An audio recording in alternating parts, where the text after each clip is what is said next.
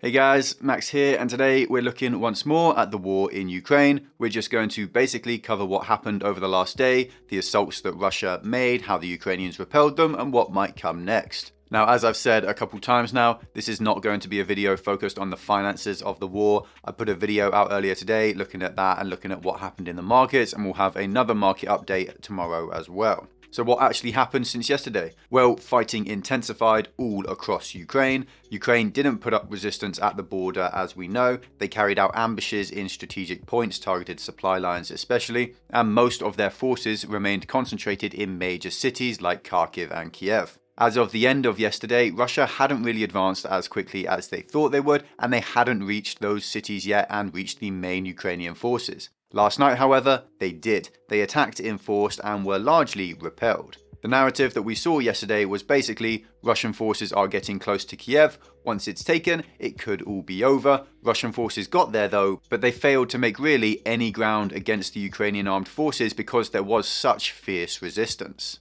Now, in the northeast of Ukraine, Kharkiv, we saw similar stuff, a major Russian assault, but no major gains. The same sort of story is found in the east, in the Donbass region. Now, there has been some decent progress made by Russian forces south of the country from Crimea. This is really the only part of the invasion to see any success though. Russian forces captured an airfield from this assault about an hour ago, and it's likely to see further Russian forces come through there and exploit this gain. And this is the worrying front in my opinion. This is the force that could prove influential in deciding the outcome of this conflict. Now, as of the end of yesterday, Russian casualties were estimated to be roughly 300 or so dead on the first day, which is a large amount, don't get me wrong, but it wasn't anything ridiculous. As of right now though, Ukraine estimates 3,600 Russian dead. Now that is a very, very large number, I can't stress that enough. Over the entirety of the Second Chechen War, the Russian army lost about 7,000 soldiers, and that took years to play out.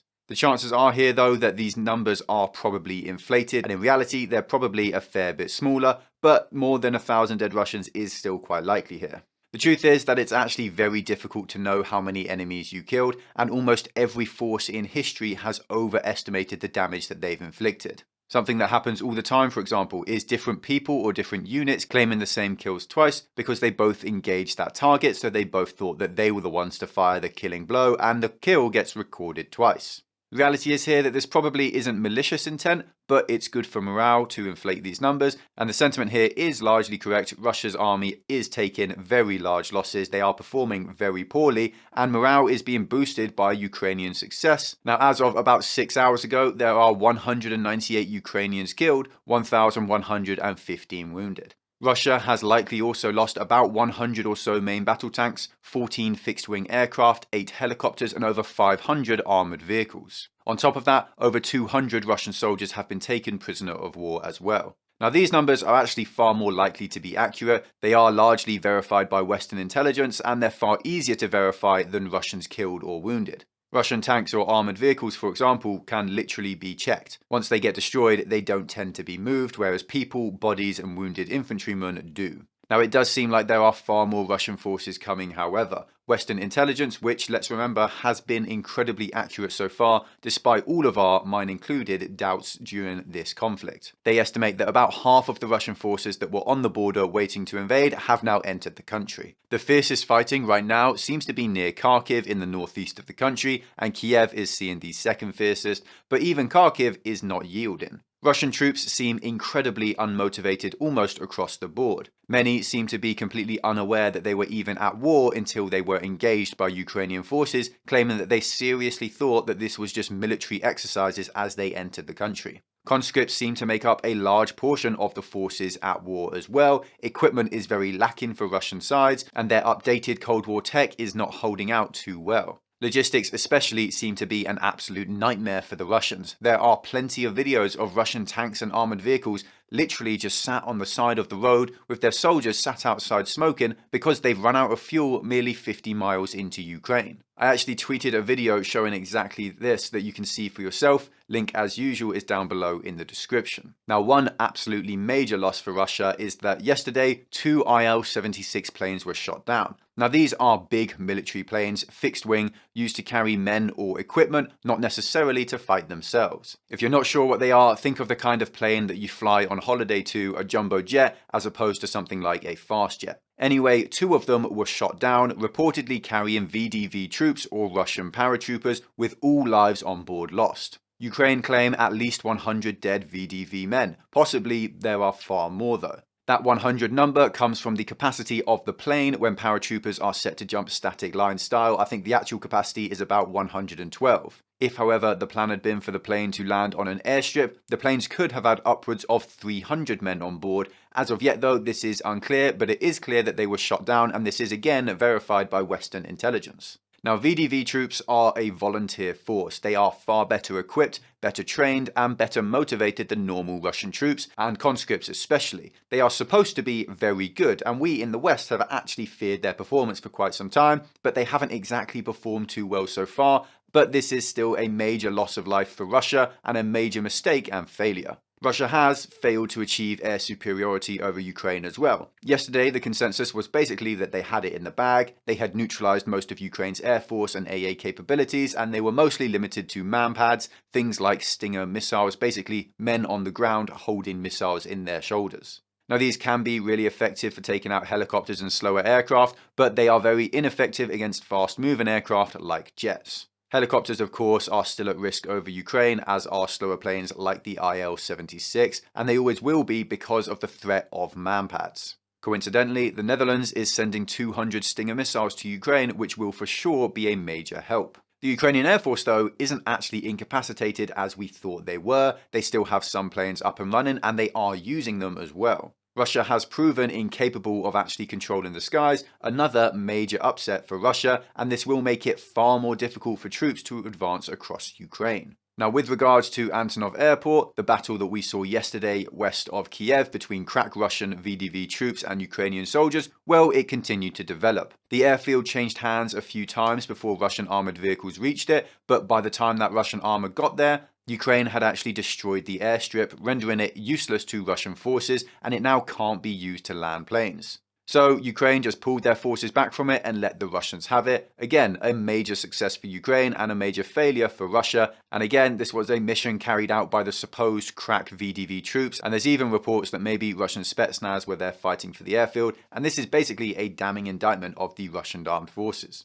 Now, Russia has obviously been struggling. This hasn't been going how they thought it was. Western intelligence indicates that they expected the war to be over within 4 days in the longest term. Well, we're only 1 day away from 4 days, and it doesn't look like Ukraine is about to capitulate. So, Russia have called upon their ally Kazakhstan, a CTSO member, to contribute troops to the invasion, and Kazakhstan outright refused. Now, this is pretty bad for the Russian government. They are losing support for their allies, and the Kazakh government just a few months ago needed Russian forces to help them keep control of the country, but even they don't want to get involved in Ukraine. In fact, they're so against getting involved in Ukraine that when the Russian envoy flew into the country to try and convince them to change their decision, the Kazakh president literally got on a plane and flew out of the country southwards before the envoy could get there. Chechen reinforcements, though, are on the way. Many thousands have been mobilized and they are on their way to Ukraine. Now, this is a worrying development because these forces are infamous for crimes against humanity and atrocities, and if they enter and join the invasion, you can bet your bottom dollar that war crimes will be on the table, and this will represent a huge escalation and brutalization of the conflict, and it's not at all what we want to see. This is unfortunately, though, expected. Russia struggling to win as quickly as they had anticipated. They can basically either withdraw from the conflict and seek a ceasefire, or they can escalate. Now, the bombardment of Ukraine and strategic points has continued as well, and will continue it seems. A slightly new development, though, seems to be that large guided missiles are being fired at population centres, seemingly with no military targets in sight. This is difficult to tell, to be honest, if they are actually aimed at military targets, if they just have awful aim, or if they are specifically targeting population centres, but it doesn't look good for Russia. Now, there are more reports of Russian war crimes again, specifically regarding Russian forces dressing in Ukrainian uniforms, flying Ukrainian flags, and trying to gain access to population centres. A couple of these instances are basically confirmed now, and this is really bad news. Again, it's another major escalation and abhorrent, and again, it's a war crime. This will continue though, as I just said, Russia can't win on normal terms, so now they are expected to adopt a little green man strategy, send soldiers in civilian gear or Ukrainian gear to try and target strategic points, to infiltrate enemy lines, or to simply assassinate Ukrainian leaders like Zelensky.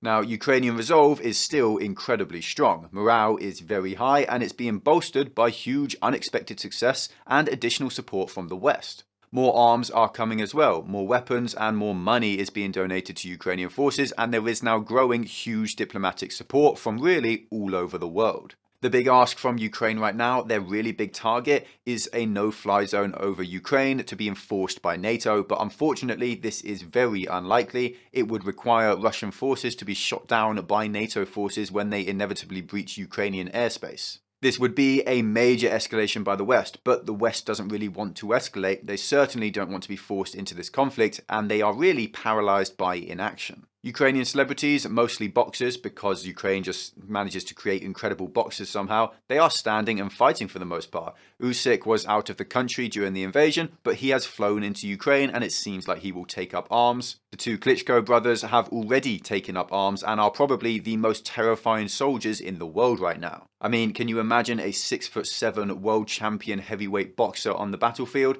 Sure, he's probably not going to get an opportunity to punch someone, but I really think I'd rather get shot than take a direct hit from him, and if nothing else, these heavyweight boxers can for sure carry more javelin missiles than your ordinary soldiers. Lomachenko, on the other hand, seems to have fled to Greece. Now I will try and reserve judgment here, but I'm sure you can guess my thoughts on that. Now Zelensky, the president, has been in Kyiv leading his forces this entire time. The US tried to evacuate him from the country, but he refused and told them that he needs ammunition, not an escape route. I think he warrants huge amounts of respect for his actions, and I, like many, really wasn't convinced of him prior to this. I was hardly a fan of his domestic policies, but as a wartime leader, I'm hard pressed to think of someone more capable than he. That is most of the updates for today. Basically, Russia didn't gain much ground, but they did gain some. They lost loads of men and equipment, and Ukraine suffered some awful losses as well, but they are clearly performing very, very well. Escalation is expected from here on out. Russia announced it will actually broaden the invasion, and hopefully Ukrainian forces can continue their resistance. The war, though, is not over. It is not a foregone conclusion. Ukraine is still the underdog, of course, but sometimes underdogs win, and with the resolve the Ukrainian people have shown, with the 80-year-old grandmas spending their time creating Molotov cocktails, and the Russian conscripts looking like they just don't want to be there, there is plenty of hope around. Now, I will link my own Twitter account for people who want to stay up to date and see what I have to say throughout the day. I'll also link the Kyiv Independent, a media outlet based in Kyiv that comes out with English-speaking tweets, and it has some of the best coverage of the war that I've found, so it's definitely worth a follow. If you enjoyed this video, then leave a like and a comment to bless the YouTube algorithm. If you want more content like this, then check out our Patreon and join our community of investors. You get access to our Discord, loads of exclusive content like insight into my portfolio, and buy and sell alerts for all my own investments. There's a link in the description to masterworks.io, a site that allows you to buy fractional shares of art from world famous artists like Banksy, which can be a great way to diversify your portfolio with non-market correlated assets. It's completely free to sign up, you don't have to buy anything, you don't have to hand over any card information, so if that sounds interesting, then make sure to check it out. There's also a link in the description to BlockFi, which will give you up to $250 in free Bitcoin when you use it. You can also get 9% interest on stablecoins like USDC, which is a far higher rate than you get from any savings account these days. Just make sure not to use Tether. Thank you all for the support, thanks for watching, stay stoic, until next time.